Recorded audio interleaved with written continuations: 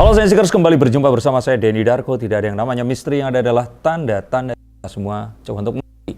Bersama saya akan dari Ganjil Misteri yang tayang di YouTube channel mereka setiap hari Senin, Kamis, dan Jumat pukul 17 atau jam 5 sore. Dan kalian harus subscribe, like, nonton terus, dan sarankan juga kepada orang-orang yang kalian kira mereka akan enjoy menonton tayangan dari channel misteri ini. Halo pemirsa, berjumpa dengan saya Denny Darko dan kita bicarakan sesuatu yang saat ini hangat dibicarakan. Tapi sebelum kita mulai, disclaimer dari saya, perjudian, pertaruhan dalam bentuk apapun adalah sesuatu yang negatif dan saya tidak menyarankan, menentang, dan juga berharap kebijaksanaannya menyikapi informasi berikut yang akan saya berikan. Ada banyak, tapi sebelum kita mengerucut, karena ini kan di awal dari pembicaraan, kalau saya pikir ini adalah satu perayaan yang sesungguhnya sejak kita akhirnya terbebas, yang menuju ke kebebasan kita ya, dari belenggu pandemi COVID-19. Memang belum,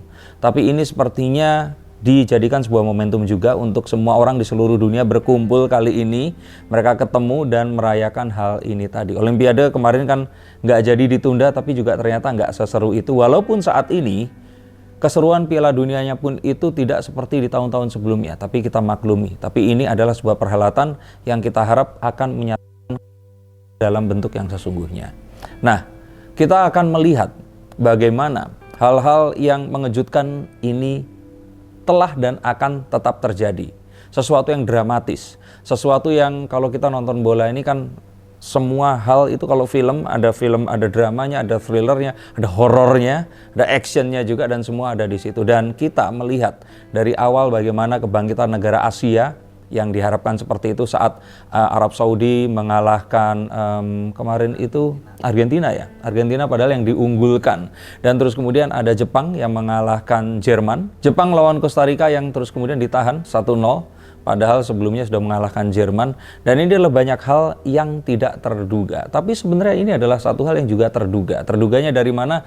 Karena otomatis kesebelasan-kesebelasan yang datang dari negara tropis dan Afrika dan juga Asia, ini tentu saja akan lebih mudah menyesuaikan dengan cuaca dan iklim setempat.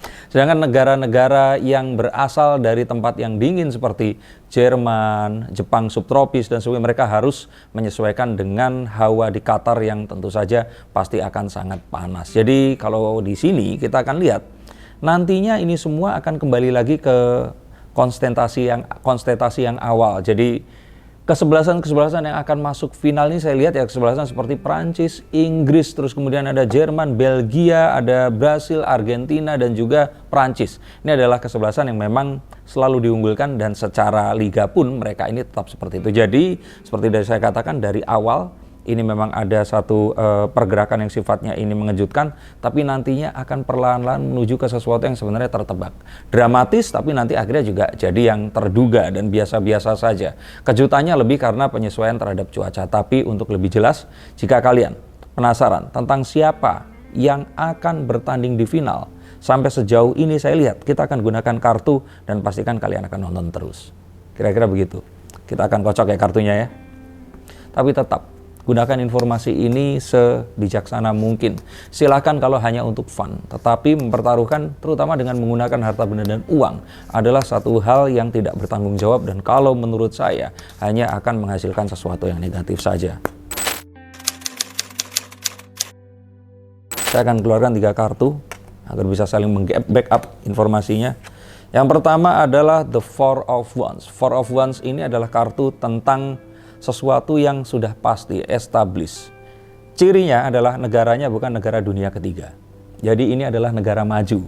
Negara yang memang sudah proper dengan ekonomi, dengan semua hal yang pembangunannya tentu saja. Dan ini tentu saja juga adalah negara yang memang secara, kalau kita bilang ya, kalau Indonesia kan negara berflower nih, ini negara yang lebih established, negara yang lebih maju, negara yang memiliki satu mungkin perkembangan perekonomian, sosial, budaya, dan ekonomi yang lebih baik dibandingkan Indonesia. Dan yang pasti adalah negara yang kalau saya kira orang juga akan, saat kalau dia nanti masuk ke final akan bilang, ini pantas lah. Karena mereka memang memiliki liga, memiliki banyak sekali talenta yang juga akhirnya secara ini reguler setiap tahun itu mengadakan pertandingannya. Ini yang pertama.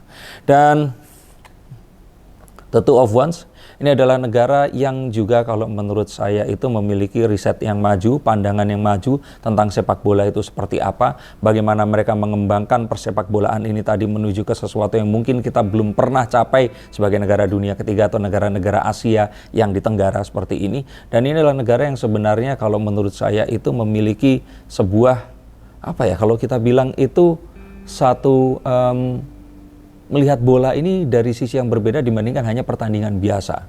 Nah, kita akan menuju lebih detail lagi di bacaan yang berikutnya nanti. Yang pasti satu lagi adalah The Nine of Swords ini kartu tentang bagaimana orang itu waspada, tapi saking waspadanya dia akhirnya jadi ketakutan dengan apa yang dia hadapi.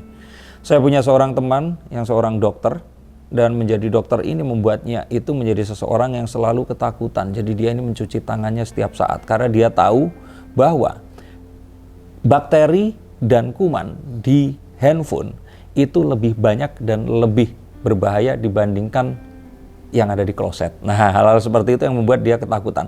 Artinya ini adalah negara yang prepare for the worst. Negara yang memang mengetahui bahwa segala sesuatu itu terjadi dan di awal ini mengalami kekalahan yang tidak terduga. Nah, negara apakah itu? Coba kalian tentukan nanti. Kira-kira mana? Ya, ini gambarannya, bukan 3 negara. Ini gambarannya kira-kira negara-negaranya itu memiliki seperti itu. Tapi kalau negaranya itu berapa negara? Kita akan lihat lagi dari 3 kartu yang berikutnya. Kalau kita lihat dari kartu King of Swords, terus kemudian kita The Seven of Wands, The Nine of Wands. Oke. Ini adalah gambaran tentang negara yang kalau menurut saya itu memiliki sebuah riset terhadap permainan bola mereka. Artinya mereka akan bisa belajar dari kekalahan dan mereka ini bergerak berdasarkan data. Dan kalau saya kira di sini, ini adalah negara yang memiliki sejarah sepak bola yang panjang sekali ke belakangnya. Oke, kita artikan kartu yang berikutnya adalah kartu The Seven of Wands. Negara ini hampir kalah, hampir terbuang, tapi akhirnya dia berhasil membuat jalannya menuju ke final dan akhirnya dia ada di final. Jadi bukan negara yang selalu menang seperti itu. Pernah mengalami kekalahan. Dan yang terakhir di sini The Nine of Wands, yang kalau menurut saya ini negara yang gimana menjelaskannya ya. Nine of Wands itu kartu tentang bagaimana kita saat menuju ke sesuatu kita teralihkan oleh sesuatu yang lainnya. Dan negara ini sempat teralihkan sehingga mereka akhirnya menggunakan formasi yang salah dan mereka mengganti formasinya dan akhirnya mengalami kejuaraan yang membawa dia ini, kemenangan yang membawa dia ini menuju ke final. Kalau kita bicara tentang sepak bola dan magis, ini satu hal yang selalu, walaupun negara semaju apapun, tetap mereka percaya dengan hal-hal seperti itu. Kalau kita lihat negara ini memang memiliki satu sejarah yang panjang tentang, nah, mungkin kalau boleh digambarkan negara ini pernah mengalami di di pertandingannya ini ya, menendang bola salah satu strikernya, terus kemudian kena gawang, terus kemudian mental. Nah, kayak gitu. Ini kan sesuatu yang diantara ribuan tempat. Kenapa nembak terus langsung kenanya itu ke gawang itu tadi. Nah, negara yang masuk ke final ini adalah negara yang pernah mencoba menyarangkan serangan dan akhirnya gagal. Strength, Four of Wands, Ace of Wands. Negara yang memang memiliki satu fanatisme terhadap hal-hal yang seperti itu tadi. Tentang bagaimana hal-hal yang di luar nalar ini mempengaruhi mereka. Dan saat ini pun kalau menurut saya, walaupun mereka memiliki satu kecanggihan teknologi untuk memprediksi dan menggunakan artificial intelligence untuk menentukan kira-kira seperti apa peluangnya, kalau saya pikir ini masih akan tetap dipercaya. Tapi salah satu negaranya juga negara yang kalau menurut saya itu bukan tidak mempercayai, tapi mereka sudah melalui masa itu. Sekarang ini mereka lebih percaya tentang hal-hal yang bisa dikembangkan melalui sebuah mungkin bioteknologi atau dengan melatih si pemainnya ini dengan satu kondisi tertentu yang unik. Tapi yang pasti ini adalah negara yang di awal-awalnya sempat kalau menurut saya itu diragukan, tapi terus kemudian saat saya membaca ini minggu depan ini tadi, menuju ke awal Desember, ini akan terjadi sebuah hal yang terus kemudian membuat negara ini akan, dari awal orang akan tahu ini kayaknya juaranya deh, udah nggak akan ini, karena mereka akan melalui jalan-jalan, melalui pertandingan-pertandingan yang kalau menurut saya hampir tidak seimbang.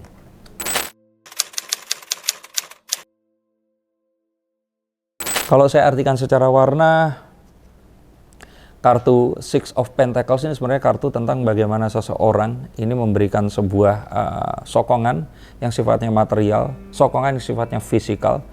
Satu negara yang kalau saya kira ini negara yang memberikan benar-benar perputaran uang yang luar biasa dalam pertandingan bola di negara mereka. Jadi ini kalau kita bilang itu ya, negara tempat sepak bola itu benar-benar jadi satu hal yang luar biasa, terus dirayakan oleh masyarakatnya dan juga menjadi satu perhelatan nasional yang ya Indonesia juga seperti itu ya, tapi di negara ini kayak mungkin kita bilang leluhurnya bola lah ya di situ ya. Dan yang terakhir adalah akan terjadi kekalahan yang sifatnya ini yang nanti menang ini menang, yang kalah itu kekalahannya itu kayak yang kalau di awal kan kita mengharapkan pertandingan yang sangat dramatis ya, tapi kalau nanti di akhir ini kayaknya ya pertandingannya kok begitu aja gitu, seperti itu. Nah kalau dari warna saya pikir coba waspadai warna bendera kita bilangnya, putih, biru.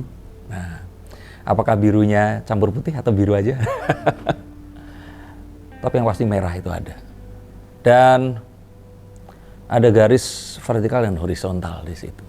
Kalau Indonesia kan vertikal aja. Nah, kita akan lihat lah nanti ini akan seperti apa. Tapi warna putih sebenarnya mendominasi di dua bendera di antara dua negara ini tadi.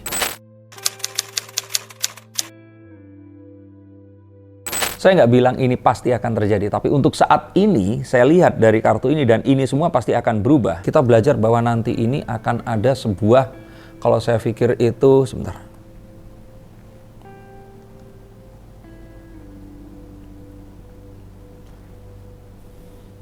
Pertandingan sifatnya ini bebuyutan. Jadi kayak mereka ini ternyata sudah sekian lama itu berseteru, akhirnya mereka bertemu di situ lagi, dan saat berseteru itu kayak ini tuh mereka kesebelasan yang saling menganggap kemenangannya itu selalu dengan kecurangan gitu. Jadi menganggap musuhnya ini curang, karena pernah ada dapat kartu merah yang dramatis. Ini pemain yang terkenal sekali. Kartu merah dramatis akhirnya dikeluarkan dari lapangan dan akan ada campur tangan dari tangan Tuhan. Nah, kan ada campur tangan Tuhan nih. Ini karena kan kalau saya lihat ini ada biru muda, nih, seperti ini warna kartunya. Nah, tapi ada merah juga di sini. Tapi yang pasti putihnya itu ada di beberapa di pakaian-pakaian dan juga warna pedang ini tadi. Yang pasti ini negara yang kalau saya kira tuh orang Indonesia tuh kalaupun melihat negaranya itu dibilangnya masih bule lah begitu kalau kita lihat. Tapi not necessarily Caucasian ya, tapi mereka bilangnya ini bule. Dan saya kira itu yang bisa saya baca. Jadi negara yang mereka ini berseteru sudah lama dalam bola, old rivalry, jadi kayak selalu berlawanan gitu. Terus mereka ini menganggapnya kalau ternyata curang ini kata menang itu kayak kita dicurangi dan sebagainya. Dan ini adalah dua negara yang kalau saya kira itu memiliki sejarah perseteruan panjang ini. Dan kalau saya tadi ngomong bahwa dramatis karena pernah kalah di awal, terus kemudian di awal-awal ini dia memiliki kemenangan, saya pikir negara itu yang akan menang.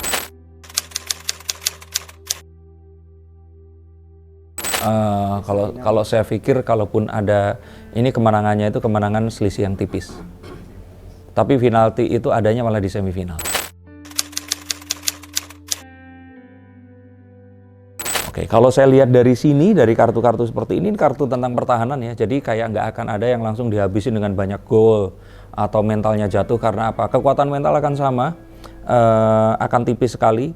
Adu penalti sangat memungkinkan, tetapi lebih memungkinkan kemenangan yang sangat tipis di sini.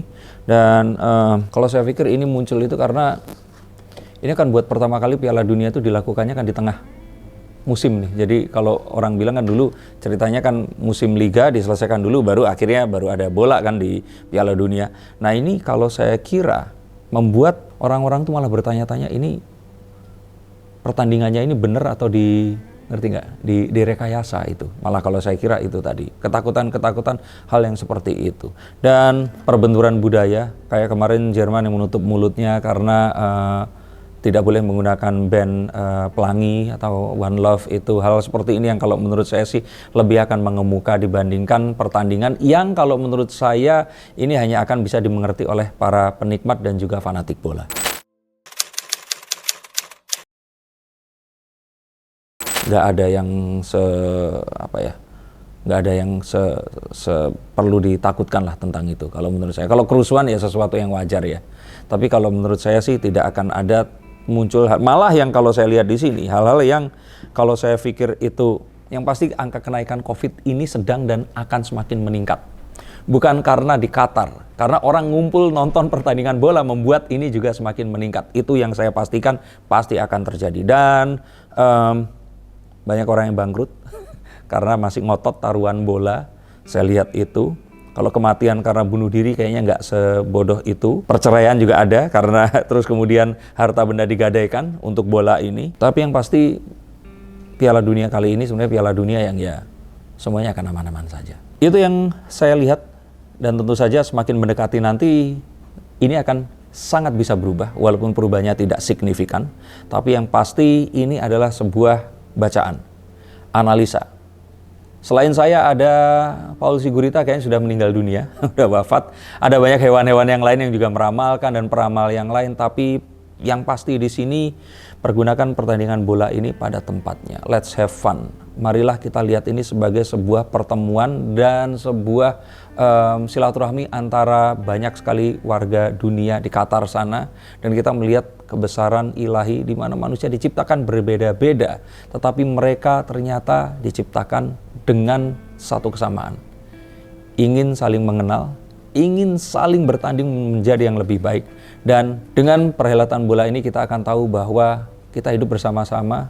Dan kalaupun dalam kondisi pandemi ini tetap kita sampaikan pesan bahwa jika kita ingin sembuh, kita tidak bisa sembuh sendiri.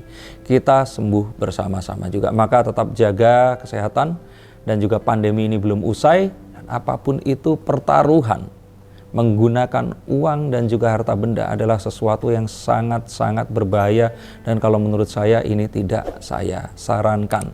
Sehingga sangat-sangat dibutuhkan kebijaksanaan untuk membaca dan juga menonton tayangan tadi, dan may the best win. Terima kasih dan sampai jumpa.